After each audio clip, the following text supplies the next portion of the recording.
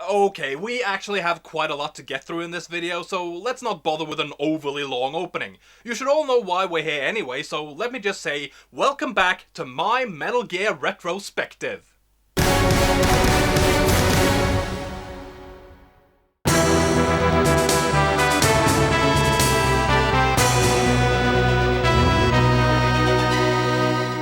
We continue our journey with the game that, for many, was their first experience with this franchise, Metal Gear Solid. Set 6 years after the events of the previous game, Solid Snake has been called out of retirement to deal with another potential disaster unfolding on a nuclear weapons disposal site on the fictional Shadow Moses Island in Alaska. A group of mercenaries led by a rogue group of Foxhound members have taken over the disposal facility, are holding hostages, and are threatening to launch a nuclear missile if the US government doesn't give in to their demand. What exactly do they want? A person's remains. Remains? That's right. To be more accurate, cell specimens which contain the individual's genomic information. Cell specimens? Why would they want that? Well, as it turns out, the terrorists aren't just demanding anyone's remains, but those of none other than Big Boss. You see, the terrorists mainly consist of a group of so-called genome soldiers that have basically been genetically altered to make them better fighters.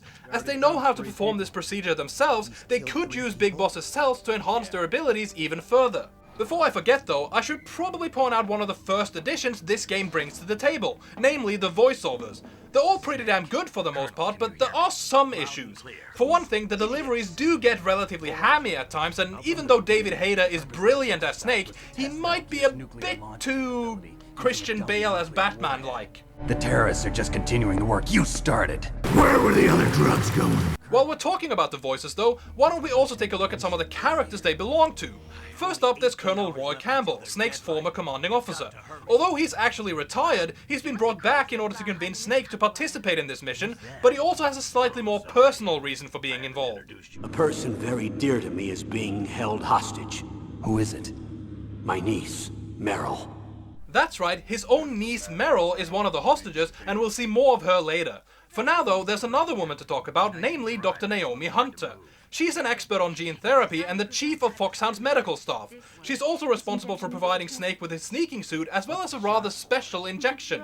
It's a combination of nanomachines and an anti-freezing peptide so that your blood and other bodily fluids don't freeze, even at subarctic temperatures. That was quite a cocktail. Yeah, that is a pretty impressive list of ingredients. It sure would be a shame if it turned out that there was actually a far more sinister reason for giving Snake that injection though. But that would never happen. Then there's Mei Ling, who's in charge of your save data. She also designed Snake's quote-unquote new Soliton radar. You see, this radar isn't actually new, it's pretty much the same as the radar in Metal Gear 2, only it now also shows the direction the enemies are facing, as well as their field of vision. It can still get knocked out and it won't work everywhere, but all in all, it's a nice upgrade. Finally, there's McDonald Miller, a survival specialist who actually assisted Snake in Metal Gear 2 as well, but I would argue he was fairly useless in that game. It may not seem like he serves much purpose in this game either, at least not at first, but trust me, he's far from insignificant. Getting back to the story though, it seems the terrorists are holding two hostages, the DARPA chief Donald Anderson and Kenneth Baker, the president of ArmsTech, an arms manufacturing company. Snake's first priority will be to track down and rescue these hostages before the terrorists decide to kill them. Speaking of which, who exactly are these terrorists anyway? There are 6 members of Foxhound involved in this terrorist activity. Psycho Mattis, with his powerful psychic abilities. Sniper Wolf, the beautiful and deadly sharpshooter. Decoy Octopus, master of disguise. Vulcan Raven, giant and shaman. And Revolver Ocelot, specialist in interrogation and a formidable gunfighter. And finally, in charge of them, Foxhound squad leader, Liquid Snake. Liquid Snake? Yes, Liquid Snake. Not too much is known about him except that somehow he's the spitting image of Solid Snake.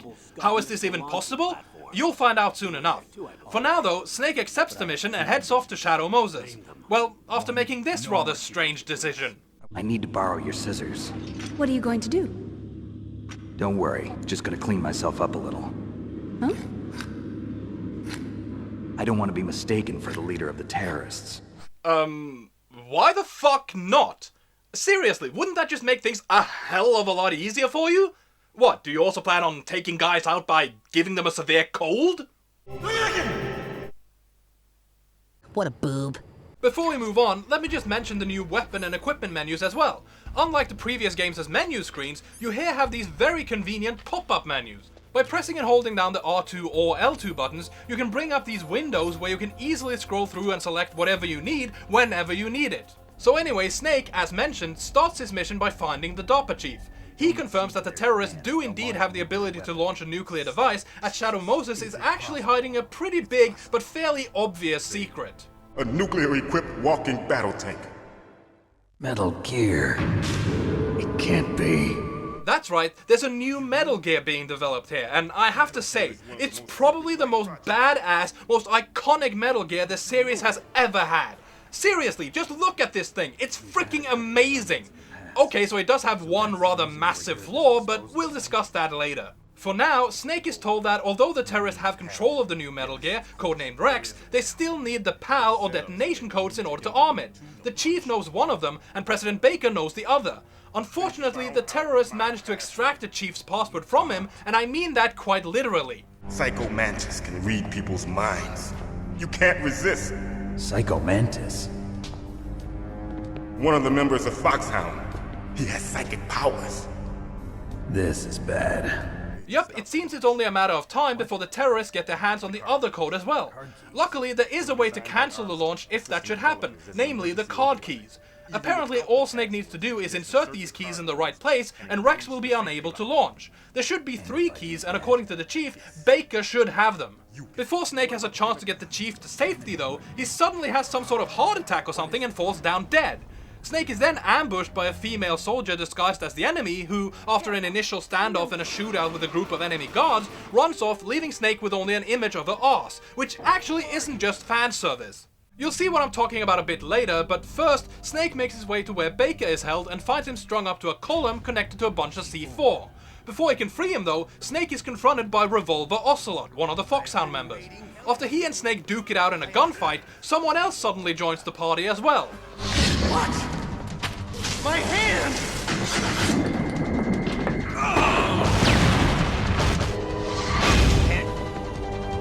Who are you?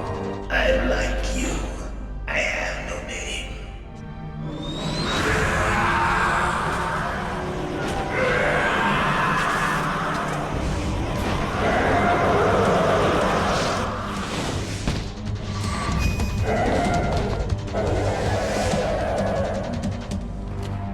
Who the hell? Yeah, in case you were wondering, that all just happened. A cyborg ninja, a stealth-equipped cyborg ninja, just showed up out of nowhere, chopped a guy's hand off, freed an old man while setting off a bunch of explosives, and then ran off again, all within the span of 1 fucking minute. And people wonder why I love this game! Seriously, this has to be one of the most awesomely confusing moments ever in a video game. Sure, it is a bit silly in sort of a comic book kind of way, what with there being a cyborg ninja involved and all, but then again, there's a fucking cyborg ninja involved. How can you not love that? Besides, this ninja is one badass mofo, and if anything, he only gets more awesome later on. In the meantime, Snake finds out that Baker also gave the terrorist his code, but not in the same way as the DARPA chief. He claims he managed to withstand Psycho Mantis' powers, but that he couldn't handle Ocelot's torture. How did he resist being read by Mantis? Surgical implants in my brain. Surgical implants? Kind of like a psychic insulation. Everyone who knows these top secret codes has it. Even the DARPA chief? Of course. Well, that's strange, isn't it? After all, the DARPA chief claimed Mantis read his mind, something Baker finds hard to believe.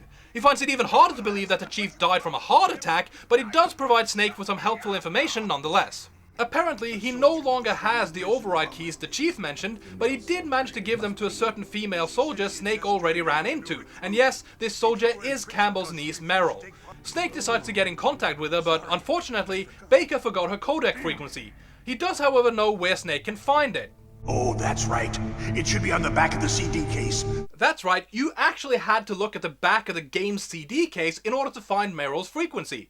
This might be kind of a weird idea, but you can't deny that it's also pretty clever. Sure, they could have just put this frequency somewhere in the actual game instead, but I guess that would be too convenient? Seriously, why did they do this?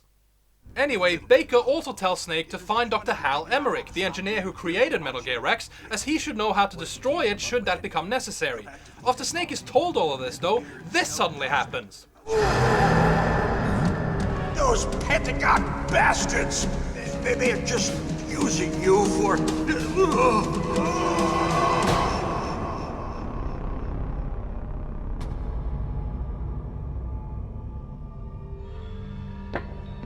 What the hell? That's right, Baker also dies in pretty much the same way as the DARPA chief. Convinced something must be going on, Snake does confront Campbell about it, but he claims not to know and tells Snake to get in touch with Meryl. After doing so, she agrees to help him get to the Warhead storage building where Dr. Emerich is being held, but before Snake has a chance to get that far, he receives a rather strange call while crossing a snowfield. Snake, be careful. There are Claymore mines around there. Use a mine detector. Who are you anyway? One of your fans. Now, if this seems at all familiar, it might be because pretty much the exact same thing happened in the previous game. Either way, Snake is then confronted by a tank driven by Vulcan Raven, another Foxhound member. In order to defeat him, you have to toss a few grenades into the gunner's hatch, which isn't quite as easy as it sounds, but you should be able to do it without too much trouble. After the tank is dealt with, Snake enters the Warhead storage building where he's informed that not only shouldn't he use his weapons on the current floor, he actually won't be able to. No, I'm not kidding. They disable all your weapons except for the chaff grenades whenever you enter this room. Okay, so you don't exactly need the weapons in here either, but still, why would they do this? All of the warheads in those boxes have had their detonation mechanisms removed, so there's no fear of them exploding.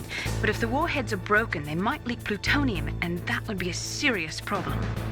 Really? That's the reason they won't allow Snake to use his weapons?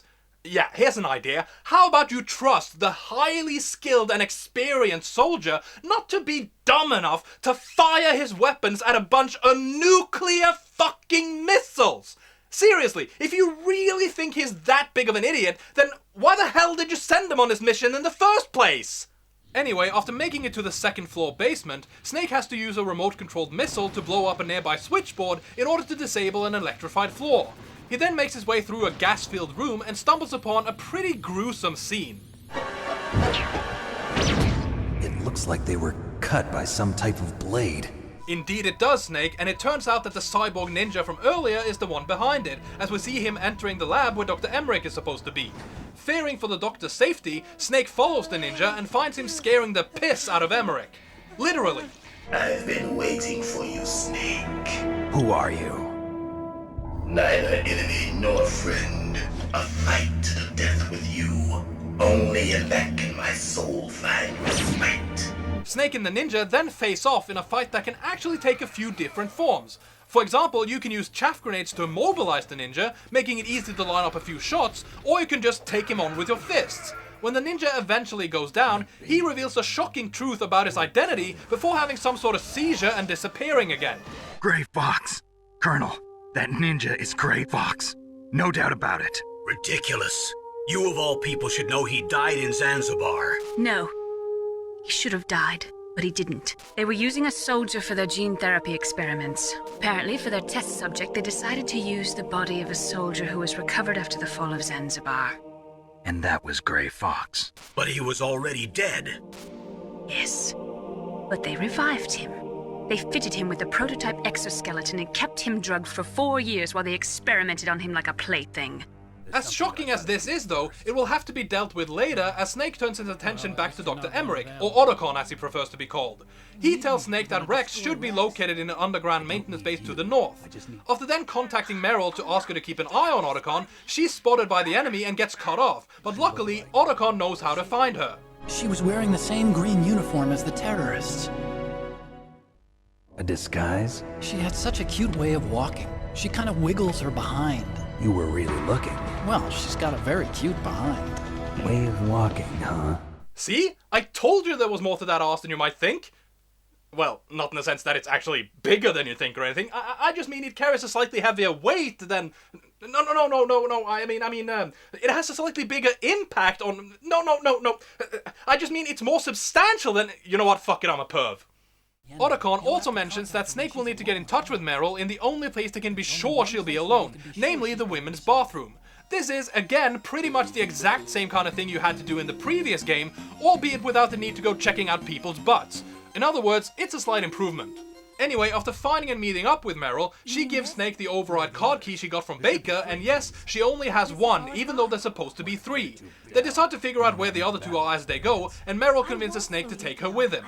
Before they get very far though, Meryl gets some kind of a headache and starts acting rather weird. Snake, how do you like me? What the? Do you like me? Hold me, Snake. What's wrong? Oh, hurry, make love to me. Oh, Snake, I want you. Who's that? Oh, you don't like girls? So yeah, this all turns out to be the work of Psycho Mantis, Foxhound's resident psychic, and this encounter is probably one of the most inventive and memorable boss fights ever made. The thing is that Mantis will actually read your every move, making it all but impossible to cause him any harm whatsoever. That is, unless you use the controller in a rather unusual way. You see, Mantis isn't actually reading Snake's moves, he's reading the controller's input. As such, if you do as Colonel Campbell tells you and plug your controller into the second controller port, Mantis will be unable to read you at all. This is a brilliant idea and a very unique way to handle a boss fight, even if the actual fight may not be anything all that exciting. Anyway, with Mantis dead, Snake and Meryl eventually reach a narrow passage to the communications towers where Sniper Wolf, Foxhound Sniper, is lying in wait and shoots Meryl. Unable to do anything to help, Snake has no choice but to leave Meryl behind and go find a sniper rifle. Unfortunately, the only place to get one is all the way back in the tank hangar's armory. After backtracking a lot and making his way back to where Meryl was shot, Snake relatively easily takes down Sniper Wolf. As he's about to enter the communications towers though, it turns out that she's still alive, as Snake is unfortunately ambushed, knocked out and captured by a group of guards under her command. When he regains consciousness, Snake finds himself strapped to some sort of torture device controlled by Ocelot. Wanting to know where the other override keys are and what Baker meant when he apparently said there was some sort of trick to using them, Ocelot tells Snake exactly what he plans to do to make him talk. We're going to play a game, Snake, and we'll find out what kind of man you really are. This leads us to what at least can be the most painful part of the entire game, and I do mean that literally. Seriously, this next segment has caused me and probably several others to cramp up with severe pains in their entire arm, and before you even suggest it, no, it has nothing to do with wanking. At least I hope not. As Ocelot said, you'll be playing sort of a mini-game where you try to regain your health while Ocelot tortures you with electricity. The way this is done is that you have to repeatedly mash the circle button on the controller until the electric current is stopped. Sounds easy enough, right? Well, trust me, it's way worse than you might think. The thing is that this continuous and rapid mashing of this one button really cramps up your entire arm, at least if you want to do it with any sort of speed, and it's not like you only have to do it once either. Depending on your selected difficulty, you'll have to endure anywhere from 3 to 6 relatively short bursts each time you're brought before Ocelot. Yeah, that's the other thing. After surviving one of these rounds of torture, Snake is brought to a cell without any equipment, and until you can figure out a way to bust out, you'll continuously be brought back into the torture room to suffer through another round of, well, torture. Okay, so you don't necessarily have to do it more than twice, but you'll probably feel some pain either way. In any case, Snake also discovers that the dead body of the DARPA chief is lying next to him in his cell. Weirdly, he's already begun to decompose, although he only died a few hours ago, and apparently his blood has been drained as well. Curious, don't you think? This is also where we learn a little something about Snake and his past. While he's talking to Campbell and Naomi in order to take his mind off the pain he's feeling, the subject of their families comes up, and apparently, Snake's family tree contains a pretty big secret. I don't have any family. No. Wait. There was a man who said he was my father. Where is he? Dead. By my own hand. Big Boss. What? Big Boss? I had no idea. There was no way you could. It happened in Zanzibar 6 years ago. Now, the reason I bring this up is because this was actually never established in Metal Gear 2 at all.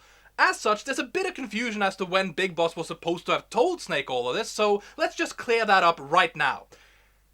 He never did. It's a fucking retcon, you morons! Yeah, as much as some people may like to believe otherwise, this little tidbit was simply something they decided to add in later on. It was never originally part of the game's storylines.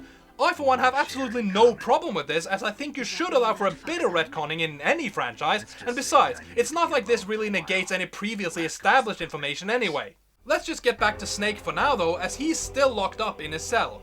Luckily, there are ways to bust out. For example, when the guard rushes off to the bathroom, you can hide underneath the bed or use a bottle of ketchup Otacon eventually brings you. This will fool the guard into thinking you're gone or injured, making him open up the cell, allowing you to take him out and escape. Anyway, after escaping from the cell and finding his way back to the communications towers, Snake unfortunately sets off an alarm after being spotted by a camera. This forces him to run up a circular staircase while being chased by a bunch of guards. Huh. Almost feels like we've seen something like that before, doesn't it? After Snake eventually reaches the top of the towers, the walkway between them is suddenly blown up by a Hind D piloted by Liquid. Snake quickly uses a rope to rappel back down the side of the first tower and enters the second one to find that the way down is blocked by an unusable elevator and a broken staircase. Checking the elevator a second time, Snake suddenly hears a strange noise.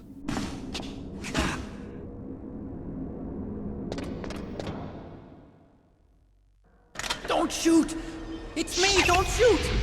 It's me, Snake! Yeah, it turns out Otacon has been following Snake, and apparently he's somehow used the elevator to get up the tower, even though Snake couldn't get it working. Otacon agrees to see if he can fix it, while Snake heads for the roof to take care of the Hind. The following battle isn't the worst by any stretch, but it is, if anything, a bit too easy. Not only do you most likely have a fair amount of rations, but the gunfire is pretty easy to avoid, and the Hind isn't exactly difficult to hit. Even its missiles aren't a big deal, as you can just hide behind these tank things and they won't cause you any damage. Which makes total sense, right? Once Liquid's dealt with, Otacon contacts Snake to inform him that the elevator is working again. He didn't actually fix it though, as it apparently just moved on its own. Snake still decides to get on it, which, as it turns out, may not have been the best idea after all. There were 5 stealth camouflage prototypes in my lab. If you take out the one I'm wearing, that leaves 4. I thought I'd get one for you. So I went back to the lab and the 4 suits were missing. Also, about the elevator that I checked out. When you were riding on it, did the weight limit warning go off? The warning went off, and I know I couldn't be over the limit. It would take at least 5 people to go over that limit. Look out, Snake! The guys who stole my stealth prototypes are in there with you! Hang on a second. So Otacon had 4 more stealth suits just lying around his lab all along, and it just now occurred to him that maybe Snake could use one of those? Yeah, brilliant scientist, my fucking ass! Either way, after taking out the 4 stealth-equipped soldiers and making it to the ground floor, Snake steps out onto a snowfield where he's suddenly attacked by something, or should I say someone. Who could it be? It's her! Wolf? Sniper Wolf? Yes, it's her. It's definitely her. I can see you perfectly from here. I told you, I'd never quit the hunt. Now you're mine. That's right, it's Sniper Wolf, so it's time for another sniper battle. This fight can be somewhat frustrating though, as there aren't really any safe spots to shoot from, and at times, Wolf may disappear behind a hill or something, making it rather difficult to know exactly when and where she will re-emerge. You should still be able to defeat her without too much trouble though, after which Snake enters the maintenance base. After going through some sort of furnace area, he takes a cargo elevator down to this freezer room where another foe is waiting for him. Welcome, Cossack. This is the end of the road for you. You were the one in the M1 tank? That was no true battle. The Ravens and I were testing to see what kind of man you were. The judgment is decided. The Ravens say you are a true warrior. Rejoice, Snake! Ours will be a glorious battle. Well, I don't know about glorious, but I guess it's at least an interesting battle. Now, there are a few different strategies you can use here, like firing Nikitas into Raven's back or setting up a bunch of claymores, but for whatever reason, I've always felt the safest and easiest bet is just to stay in one area of the room, place C4s on the walls, and blow them up whenever Raven passes them. After getting caught in quite a few explosions, Raven eventually succumbs to his injuries and falls back against the wall. Before dying though, he gives Snake a bit of a clue regarding the terrorists' true intentions. The man who you saw die before your eyes. What is this? That was not the DARPA chief. It was Decoy Octopus, a member of Foxhound. Snake then receives a call from Master Miller. Apparently, he thought something sounded a little off about Naomi's background story, so he checked around a bit and it seems he was onto something. It turns out Naomi isn't who she claims, as the real Naomi Hunter apparently disappeared somewhere in the Middle East, meaning this Naomi might be a spy for the terrorists. Campbell says he'll look into it as Snake continues onward and finally makes it to Metal Gear. While on his way to the control room, Otacon contacts him to say that he's found out the secret behind Metal Gear's new type of nuclear weapon. It's a stealth weapon. You mean it won't show up on radar? Yeah. An invisible nuclear warhead. Totally impossible to intercept. This news makes Snake hurry to the control room, where he finds Liquid and Ocelot basically plotting to take over the world. They also talk about something called Fox Die that apparently killed Decoy Octopus and President Baker. Before he can make heads or tails of any of this though, Snake is again contacted by Otacon, who has managed to find out how to use the override keys. You already have all 3 keys. What are you talking about? The card key is made of a shape memory alloy. Shape memory alloy? Yes. It's a material that changes shape at different temperatures. The key is made out of it. This card key? Yeah. The card key changes shape at different temperatures. So this key is actually 3 keys in one. Clever. Yeah, I guess that is kinda clever. Just like it was when you did it in Metal Gear 2! Hell, even the dialogue here is almost exactly the same. Honestly, I love this game, but this is starting to feel really lazy. Well, at least Snake finally knows what he needs to do. Simply change the temperature of the key and input it into the terminals in the proper order. Before he has the chance to do anything though, Ocelot spots him and shoots the key out of Snake's hand, sending it into the drainage ditch below them. After retrieving and inputting the key, first at room temperature and then after having frozen it by going to the room where he fought Raven, Snake heads towards the furnace room to heat up the key when he's contacted by Miller again. He's apparently discovered that Fox Die, which Liquid and Ocelot were talking about, is an airborne virus that kills by simulating a heart attack. No. You're telling me that Naomi was behind it?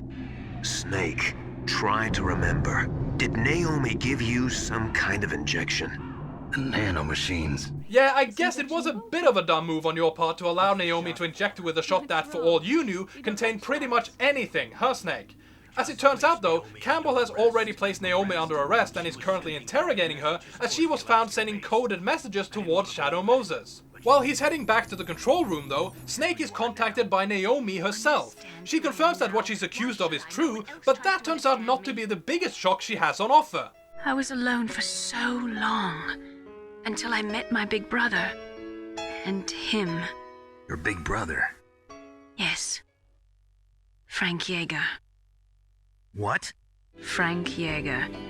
The man who you destroyed was my brother and my only family. No. Gray Fox? Yup, turns out Naomi was Gray Fox's adoptive sister. Blaming Snake for his death, Naomi sought revenge, and it seems she got a chance when she was included in this mission. However, before getting cut off by Campbell, Naomi also reveals that Fox Die was actually a part of Snake's mission all along, and that the decision to use it wasn't hers. Although Snake is furious at Campbell's apparent withholding of information, he continues his mission and inputs the final override key. Upon doing so, however, he is told that he in fact just activated Metal Gear and its nuclear warhead. He then receives a call from Master Miller, who thanks Snake and explains that they, the terrorists, actually never learned the DARPA chief's code after all. Mantis was unable to read his mind, and then Ocelot accidentally killed him. This forced them to come up with a fiendish scheme involving Snake. First, I thought we might get the information from you, Snake, so I had Decoy Octopus disguise himself as the DARPA chief. Unfortunately, Octopus didn't survive the encounter, thanks to Fox Die. Who the hell are you? Ooh, Snake! Snake! I know this! Snake! Over here! Snake! Ooh! Snake, you've been talking to... Me, dear brother.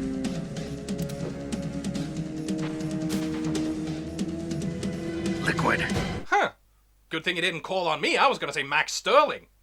After Otacon helps Snake escape the locked and gas-filled control room, he confronts Liquid, who informs him that the real purpose of this mission was actually just for Snake to come into contact with the terrorists, killing them with Fox-Die, so the Pentagon could retrieve Metal Gear in one piece. Liquid also reveals that he and Snake share more than just a pretty face. So it's true, you and I are... Yes, twins. But we're not ordinary twins. We're twins linked by cursed genes. Liquid then jumps into Metal Gear as it begins rising to the upper levels of the base. This of course means Snake has to find a way to destroy it, but how? After all, Rex's armor is impenetrable, so what can you do? Well, it seems Otacon's design is a bit less than perfect after all. Do you see that round plate on Rex's left arm? That's a radome. If you can destroy that thing, it won't be able to use its electronic equipment. So he'll be blinded. Yeah, the part that looks like a beak is where the pilot seat is. In an emergency, it'll open up. I get it. First I destroy the radome. That will force him to open up the pilot's seat. Right! Well, at least this gives Snake a strategy as he hits the radome with quite a few missiles. It's still operational though, but Grey Fox suddenly shows up, and even though his arm gets sliced off and he gets pinned to the wall by Rex, he still manages to fire off enough shots at the radome to finally destroy it. Unfortunately, he is then crushed under Rex's foot, but still, this guy is fucking hardcore. After firing a few more Stinger missiles directly into the pilot seat, Snake finally stops Metal Gear. Unfortunately, the resulting explosion sends Snake flying into a wall and knocks him out, allowing Liquid, who somehow survived, to tie him up and carry him to the top of Metal Gear. When Snake wakes up, Liquid tells him about the secret government project where they were both created. Les Enfants Terribles. That's what the project was called. Their plan was to artificially create the most powerful soldier possible. The person that they chose as the model was the man known then as the greatest living soldier in the world. Big Boss. But they weren't finished yet. They used me as a guinea pig to create a phenotype in which all of the dominant genes were expressed to create you. But you and I aren't his only children. The genome soldiers, they too are his progeny, carrying on his genetic legacy. Yeah, basically, Snake and Liquid are clones of Big Boss, and the genome soldiers were enhanced using his DNA. Unfortunately, the genome soldiers are beginning to mutate, and even Snake and Liquid are in danger of being inflicted with some sort of genetic disease. That's the real reason the terrorists wanted Big Boss's body, to try and find a way to cure themselves. After letting Snake know all of this, Liquid reveals Meryl's unconscious body lying right behind them, before Snake contacts Campbell and finds out that the Pentagon have apparently sent out a squadron of bombers to nuke Shadow Moses and cover up the events that happened there. Campbell also informs Snake that he was forced to take part in this mission in exchange for Meryl's life. Campbell says he'll issue a delay order to try and buy Snake some time, but he's then knocked out and taken into custody as the Secretary of Defense himself suddenly interrupts the conversation to inform Snake that the nukes will still be dropped. Liquid then activates a timed bomb as he challenges Snake to hand-to-hand combat on top of the destroyed Metal Gear. The following battle is a pretty decent one, but there are some annoyances. For example, your punches don't always seem to land quite right, and once Liquid's health runs out, you'll still have to knock him off Metal Gear or he'll just get back up. Once he does go down, Snake wakes up Meryl and the two head for the surface in a jeep. Unfortunately, Liquid is still alive and hot on their tail. Okay, what the hell is this guy made of? First he survives a helicopter crash, then he shrugs off being at the center of a massive explosion, and now he survives a fall that even by his own admission would kill absolutely anyone. What is he, a fucking slasher villain? After fending off Liquid for a while and eventually nearing the surface, Liquid swerves in front of Snake and Meryl as they crash and wind up trapped underneath their jeep. Of course, Liquid still survives though and starts stumbling over to the defenseless Snake. Luckily, it seems he's finally used up his extra lives.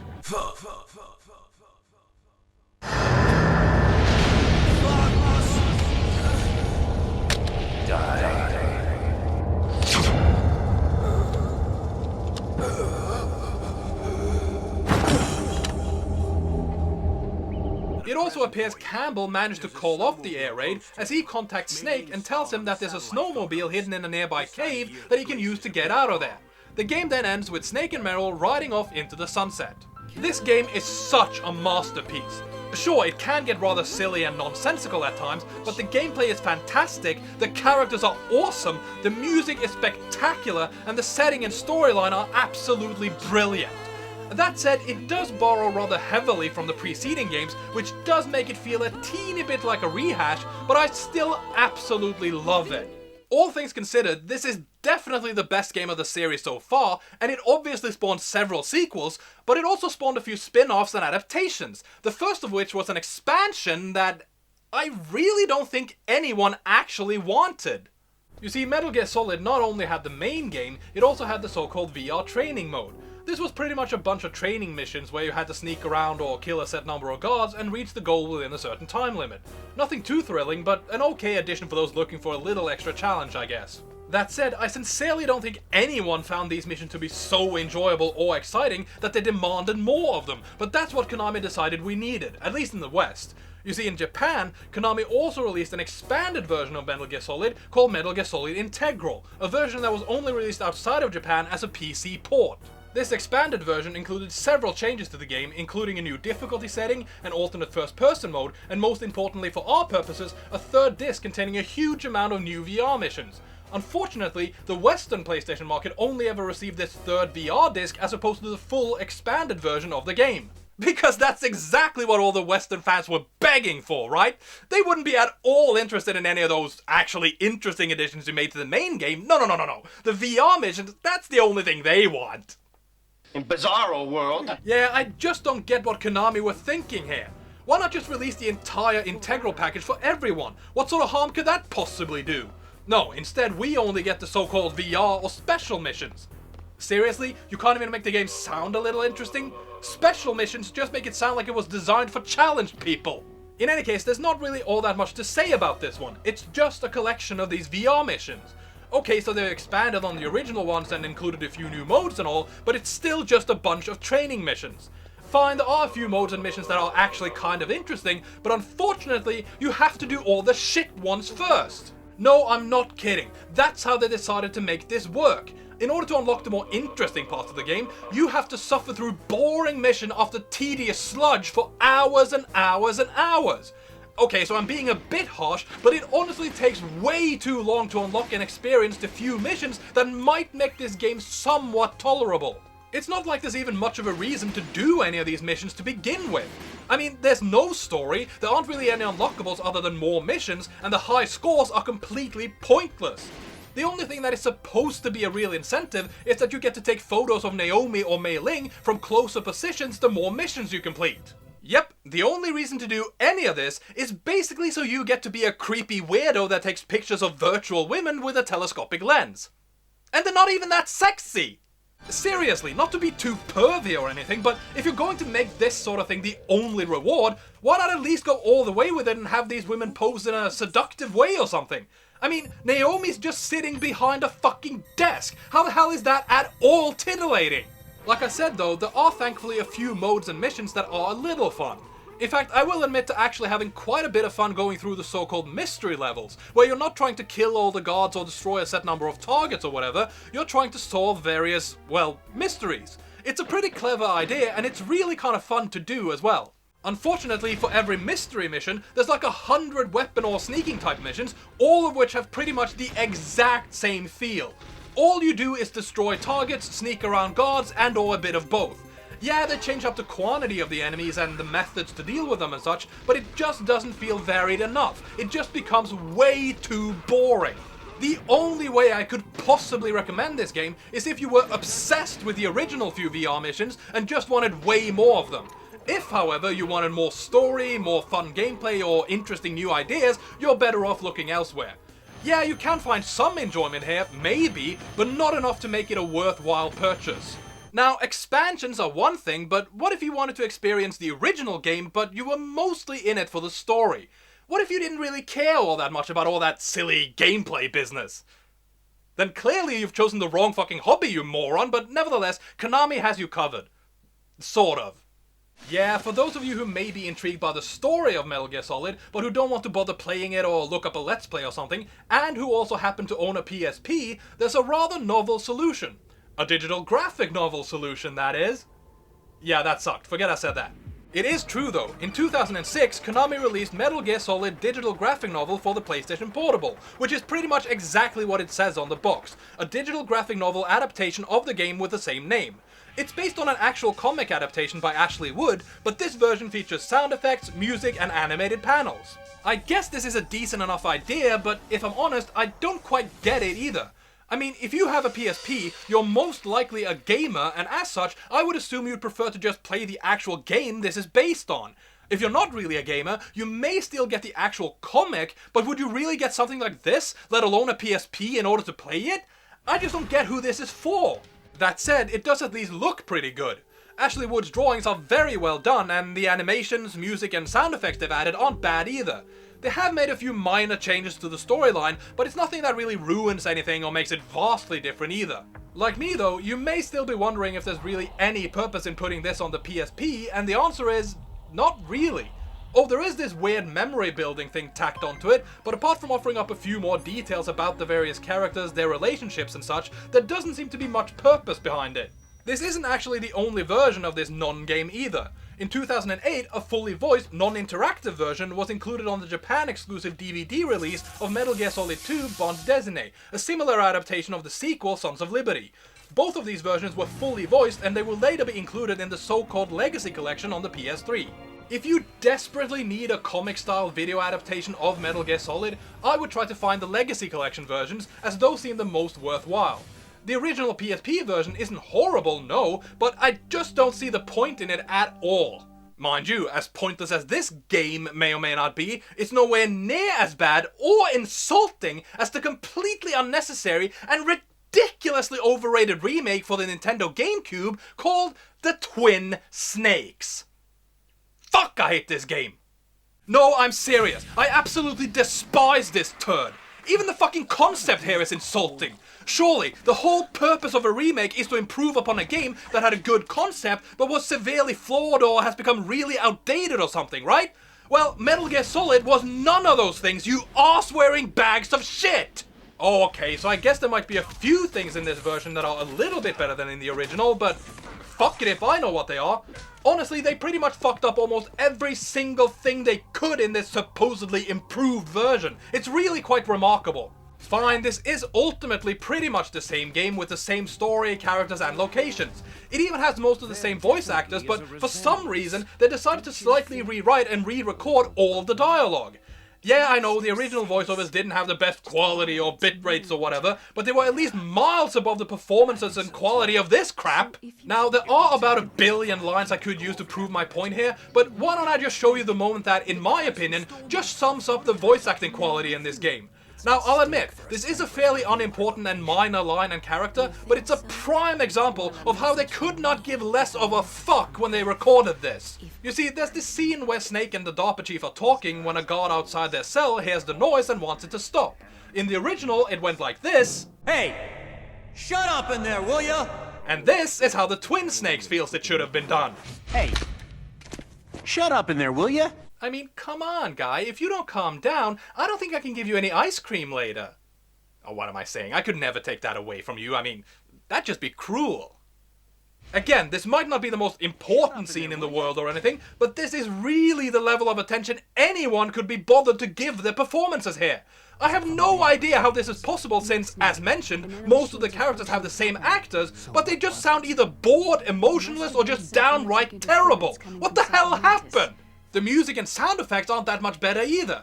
I guess they're at least tolerable, but I'm sorry, they carry nowhere near the same level of atmosphere, tension, dread, and whatever else the original soundtrack and effects did. They're just so shallow and empty. They're completely void of feeling. Just take the tank battle, for example. Here's the original.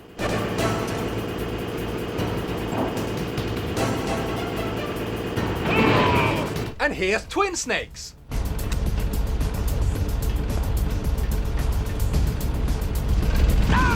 Yeah, pretty lame, right? In fact, there's something a bit off with all the music and sounds in this game, even the better ones, and it took me a while before I realized what it was. They don't have any echo or reverberation. Ever! Seriously, that's the reason even the good sounds and voices this game may have sound so weird. They're too sterile. The original used effects all the time to reflect the various areas the characters were in, but here, it all just sounds like it came right out of a soundproof studio. Which of course it did! Fucking amateurs! Well, what about the visuals then? They have to be better, right? This is on a newer, more capable system after all. Well, they may use more polygons and be of a technically higher quality, but these visuals are downright terrible.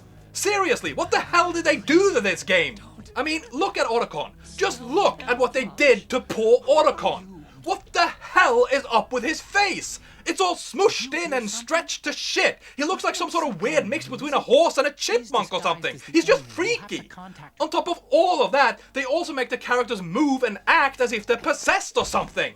I am so not exaggerating. The acting and character movements implemented in this game simply defy all logic.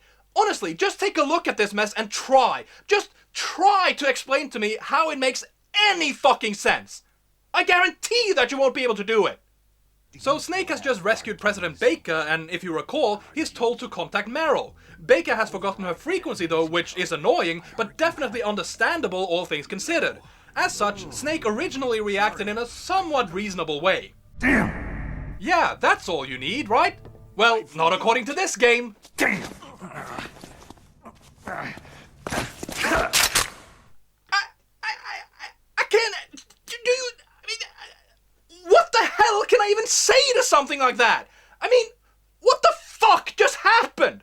Why did Snake suddenly turn into a marionette controlled by a drunk puppeteer? Oh, and by the way, nice of you to top off that spaz attack by having Snake aim his gun directly into Baker's face. That doesn't make him look like a psychotic prick at all. The rancid cherry on top of this shit cake is that they also completely ruined the tone of this game. Don't get me wrong, the original had its share of relatively silly moments as well, but here they just go way too far. They try so hard to make every single second more badass than it actually is, and the end result is just laughable. Like when Snake is fighting the Hind D, for example. Sure, this is fairly impressive in and of itself, and Snake did dodge a few bullets in the original as well, but he certainly didn't do a backflip onto a missile that he then used as a fucking springboard in order to fire a stinger in mid-air. You know why? Because that's fucking retarded!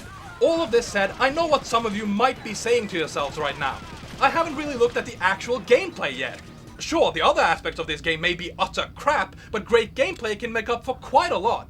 Well, not that it should come as any sort of surprise, but no, the gameplay isn't all that great either. Certainly not good enough to make up for everything else. For example, you can now shoot from a first-person perspective as well.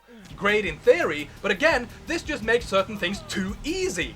It makes most cameras and gun turrets pointless as they can easily be shut down, it makes enemies easier to deal with as you can shoot them from much further away, and it even ruins the suspense of certain boss fights. Yeah, the original fight with Ocelot may not have been the best either way, but you at least had to move around a bit and chase him around the area.